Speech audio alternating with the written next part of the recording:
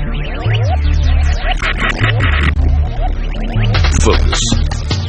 ideate, innovate, enable. Hello and welcome to a brand new season of Icons of New India. This is Sana Zabeen.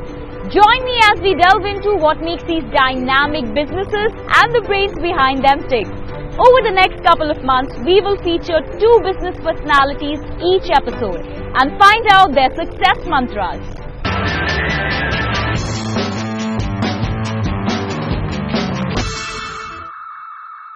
We kickstart this journey with 2 very different businesses from the city of joy, Kolkata.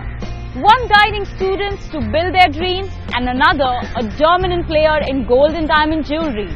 But what ties both these businesses together is their spectacular success.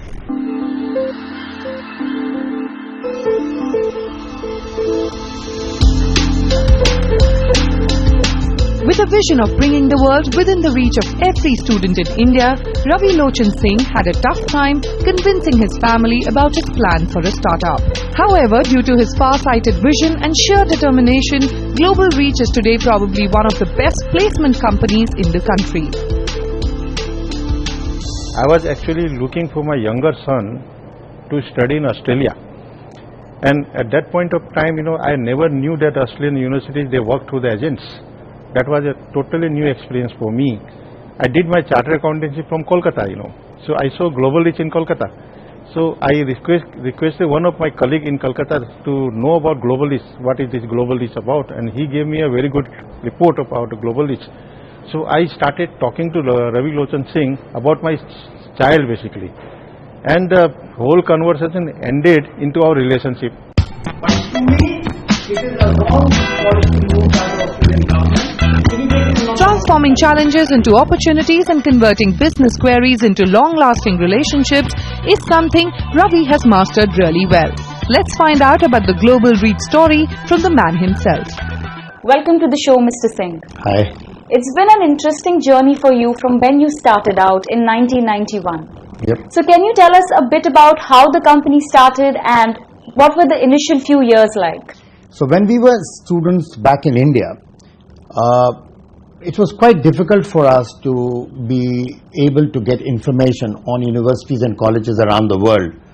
We would often go up to one of the bodies like USEFI or the British Council, go through the brochures and information which was available and often outdated, send out emails, or they weren't emails, send out airmails to institutions and just hope that one of them would respond.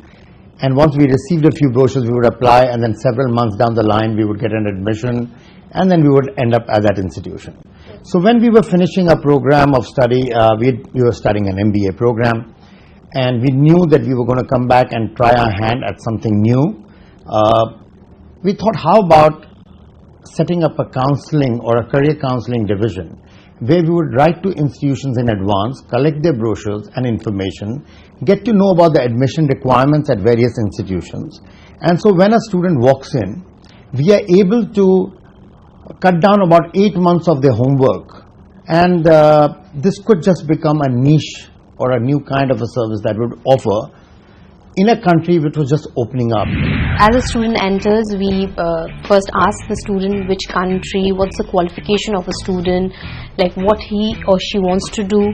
So on that basis, we counsel the student with providing them the information, which course would be appropriate for him or her to go ahead and build up the career altogether. We tell them student to do their homework also, and we also give them some information altogether. After that, when he goes through the universities and checks the details of it, then they come back to us and say that we want to apply to these all universities. Then we place the application to the university, we get the offer letter, and we then introduce with our visa department. We explain the student about the funds, what the requirement is all about. Can you take us to some of your biggest challenges that you faced and how did you manage to overcome? I think the first challenge that possibly I faced was my family. Second challenge was to convince institutions that they should pay us for the service that we are about to offer to the students. And then gradually over the first 4-5 years, we matured literally, because Nobody wants to be guided by someone who themselves had not seen the world. And so gradually we got a little bit more acceptance to what we were offering to our students. And by about 95, 96, the business was more or less in a direction. How do you consider a student is the perfect fit to go to a certain university, a certain country?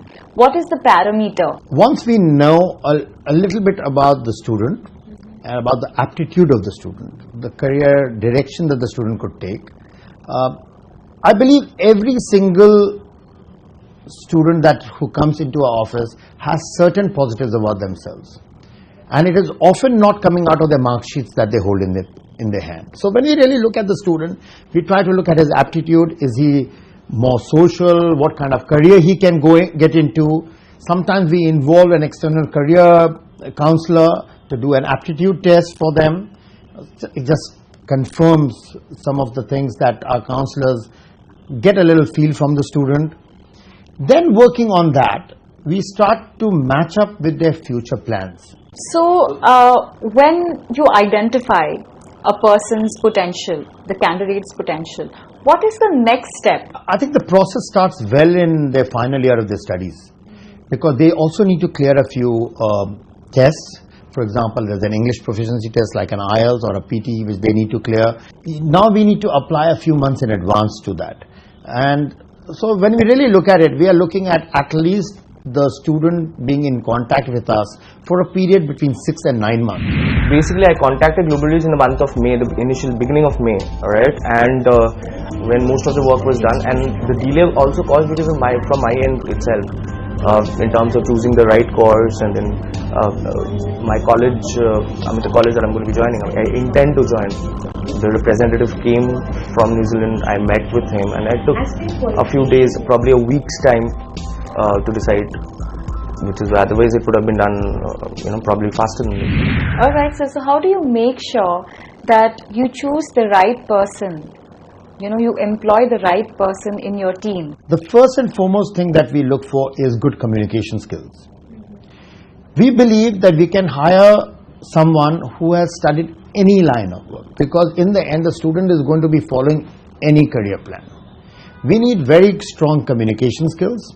We need a good understanding of the local environment, and the most important thing is, for over a year they don't counsel a student at all. So they work with an experienced counselor for more than a year, observing and possibly helping students with filling their applications, guiding the students on statement of purposes that they write or the essays they write for their applications, and in many ways just sit next to an experienced counselor. How do you stay ahead of competition? Well, I think it's very simple. I think you've already seen how we refer to our textbooks at all the time. We keep changing. World is dynamic. The flow of information is changing every single day. Students are no longer spoon-fed. We remain in contact with our students and their experiences.